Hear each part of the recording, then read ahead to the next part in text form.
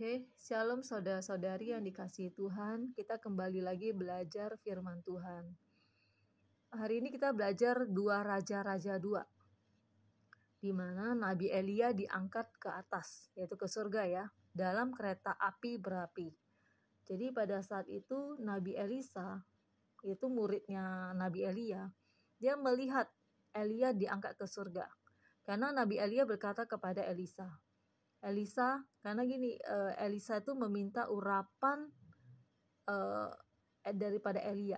Dia minta sesuatu yang sangat berat ya. Tapi Elia berkata, kalau engkau bisa melihat aku naik ke surga, maka urapan itu akan turun atas dirimu. Dan apa yang terjadi?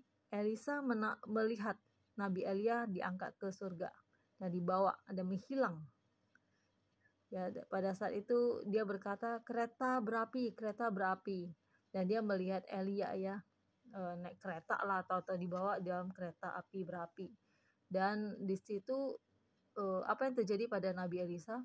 Nabi Elisa mendapat urapan bahkan lebih dahsyat daripada Nabi Elia. Bahkan dia melihat bahwa banyak perkara-perkara yang terjadi dalam kedahsyatan yang terjadi oleh Tuhan, yang dilakukan oleh Tuhan lewat Nabi Elisa. Urapannya lebih dahsyat daripada Nabi Elia. Kenapa? Karena rindunya Nabi Elisa ini untuk melakukan kehendak Tuhan, untuk melakukan pekerjaan Tuhan. Yang penting kita ada kerinduan. Di saat kita ada kerinduan, Tuhan pasti akan memakai kita sebagai alat Tuhan untuk menjadi berkat, untuk menjadi penyalur kasih kepada orang-orang yang membutuhkan, kepada orang-orang yang lain sesama kita. Sampai saat ini saya juga belajar ya teman-teman, kita semua belajar, tidak ada yang sempurna, kita sama belajar melakukan firman Tuhan.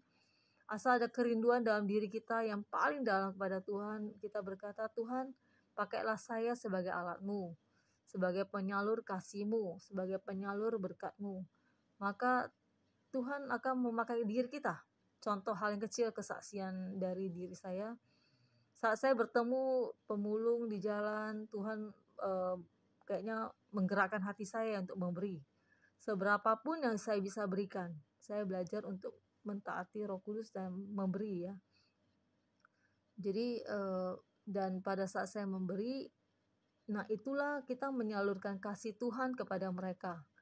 Walaupun nilainya gak besar ya, tapi apa yang mereka sudah terima daripada kita ini, mereka tuh terima dengan sukacita. Bagi mereka tuh besar sekali. Wow, luar biasa besar. Tapi mungkin bagi kita itu gak terlalu besar. Tapi bagi mereka yang membutuhkan tuh sangat besar.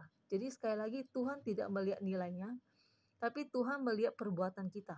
Respon hati kita, kita mentaati Tuhan, Roh Kudus di dalam diri kita, dan kita mau menjadi alat penyalur kasih Tuhan, penyalur berkat Tuhan kepada mereka yang membutuhkan, kepada mereka yang tidak membutuhkan pun juga sesama manusia kita belajar untuk mengasihi.